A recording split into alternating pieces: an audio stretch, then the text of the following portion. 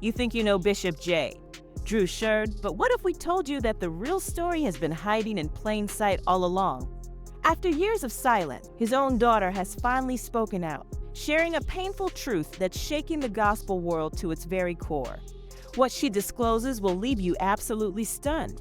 This isn't just another family drama. This is the hidden chapter of the Sheard family legacy, the part no one wanted you to witness. In the realm of gospel music and Black church leadership, very few names carry as much reverence and recognition as Bishop J. Drew Sheard. He's a man hailed for his ministry, his musical lineage through the iconic Clark sisters, and his powerful role as presiding bishop of the Church of God in Christ. But beyond the pulpit, behind the cheers and curated image, lies a truth that's been concealed for far too long. Today, for the first time ever, we're pulling back that curtain, and it's not critics, gossip pages, or outsiders speaking this time. The voice is coming from within the family. His daughter, long known for her grace and her commitment to guarding the family's public image, has finally chosen to speak. And what she says? It's nothing like what the world expected. What finally pushed her to break her silence? What's the story she's been holding in for all these years? And what does it reveal about the weight of legacy, the demands of perfection, and the silent struggles inside one of gospel's most respected dynasties?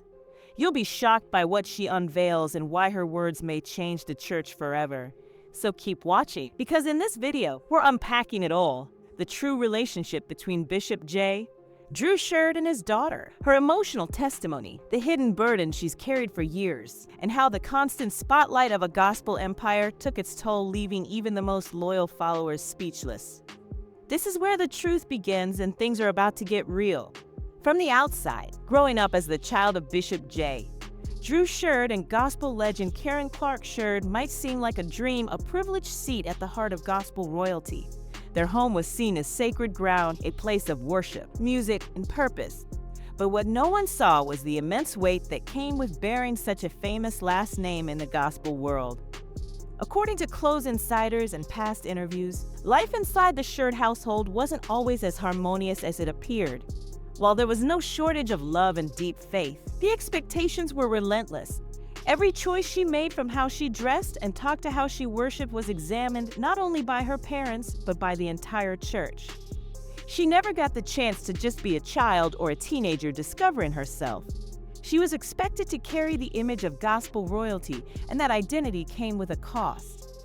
In her vulnerable confession, she shared that at times she felt more like a symbol than a daughter.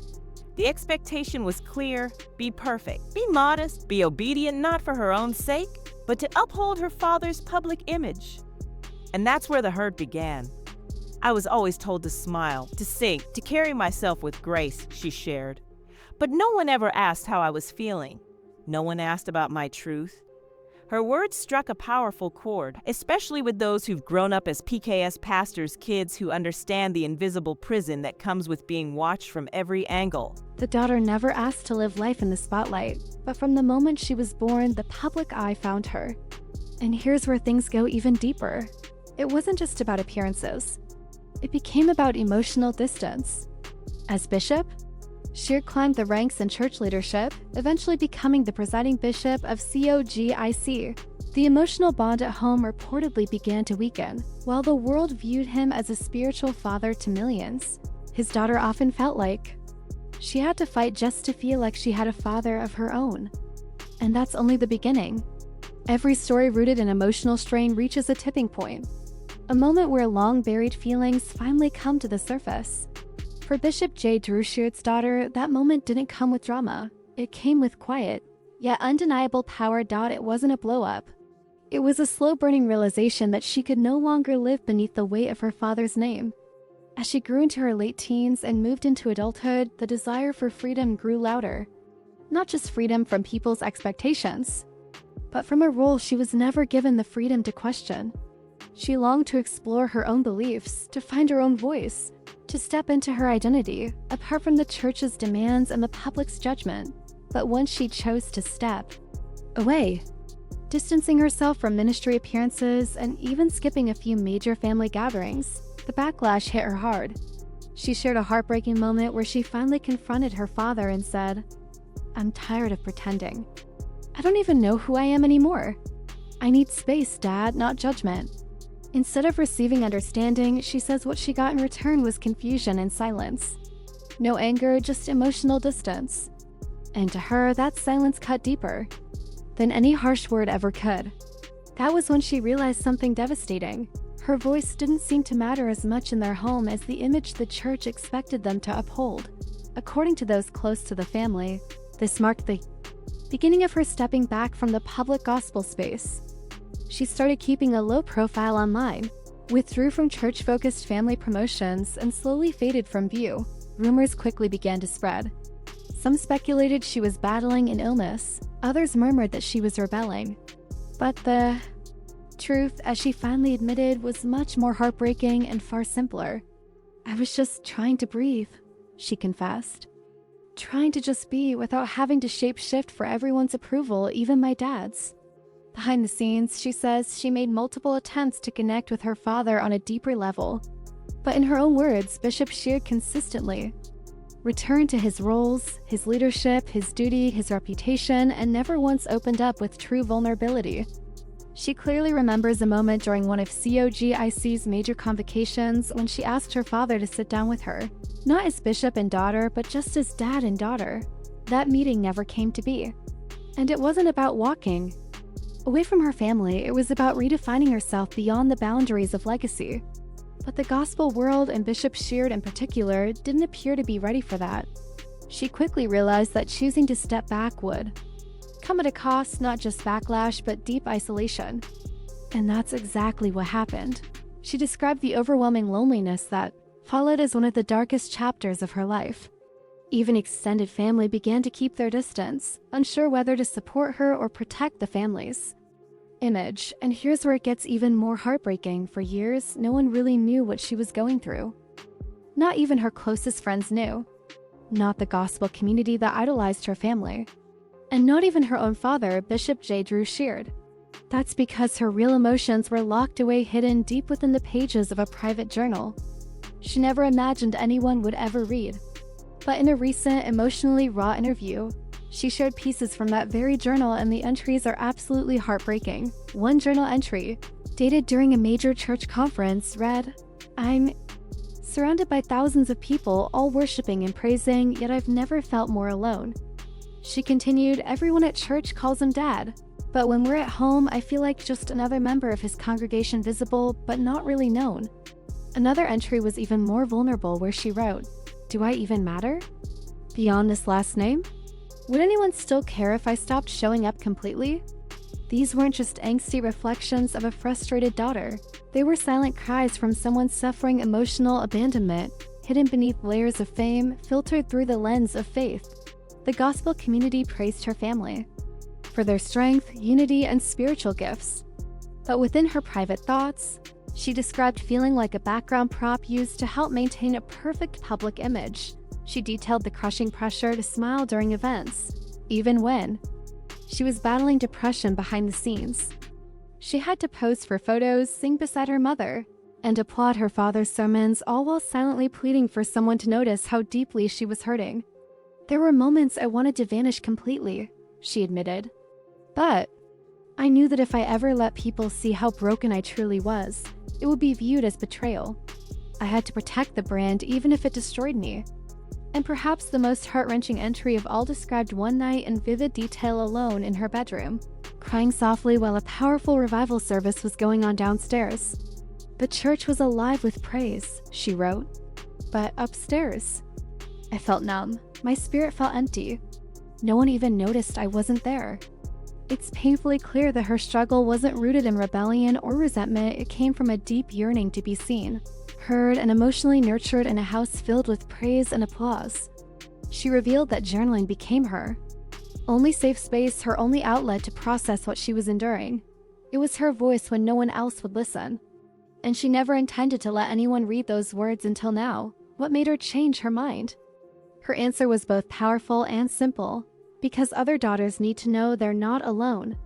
Someone else out there is drowning in silence, and I want them to know it's okay to speak up, even if it costs you everything.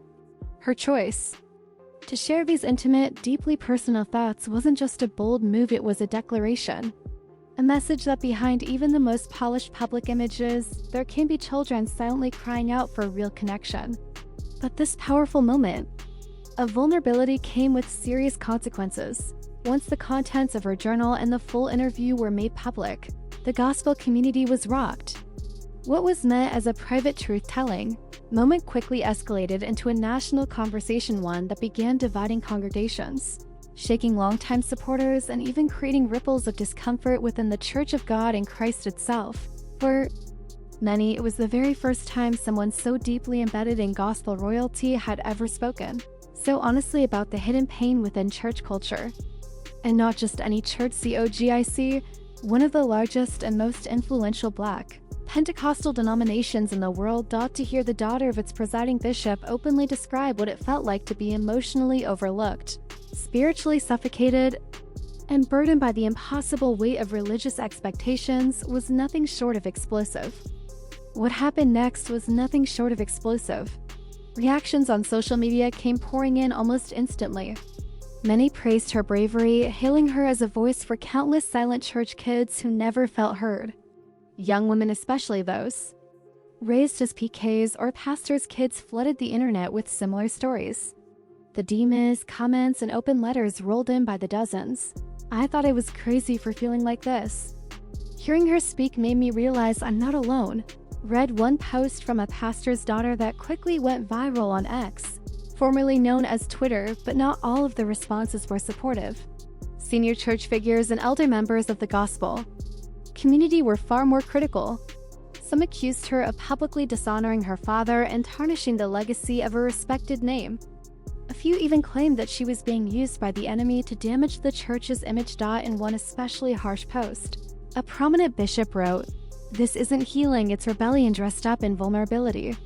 Even within the Sheard family, whispers of division began to surface. While her mother, Karen Clark Sheard, reportedly offered quiet support behind the scenes, other members of the extended family were outraged. According to several sources, some relatives felt completely blindsided, insisting she should have kept the matter private, or at the very least, spoken directly to her father before going public. And yet, here's the twist. Bishop J. Drew Sheard remained completely silent.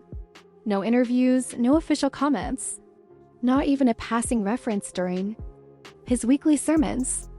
That silence, according to many observers, spoke louder than words. Behind closed doors, insiders say family tensions hit a boiling point.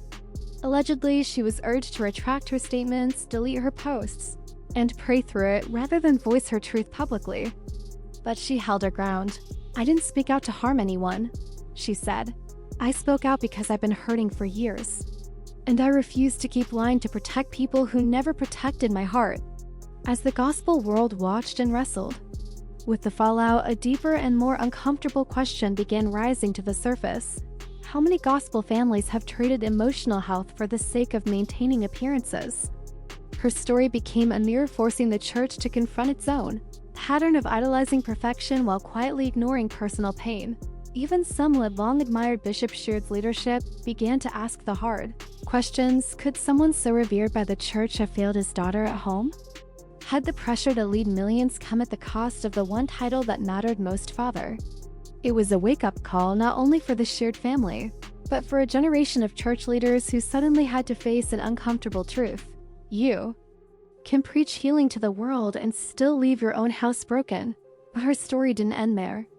After years of tension, emotional silence, and the storm that followed her public revelations, there was still one moment everyone had been waiting for: the face-to-face conversation between Bishop J. Drew Sheard and his daughter. And according to her, that moment finally arrived, but not in a formal family meeting or a grand church office. It came quietly, unexpectedly, and it changed everything.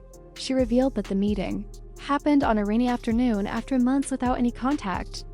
Following the release of her interview and journal entries, she was told through a family member, "He wants to see you, but he doesn't know how to start the conversation." Bishop J. Drew Sheard's daughter made a courageous choice to reclaim her voice.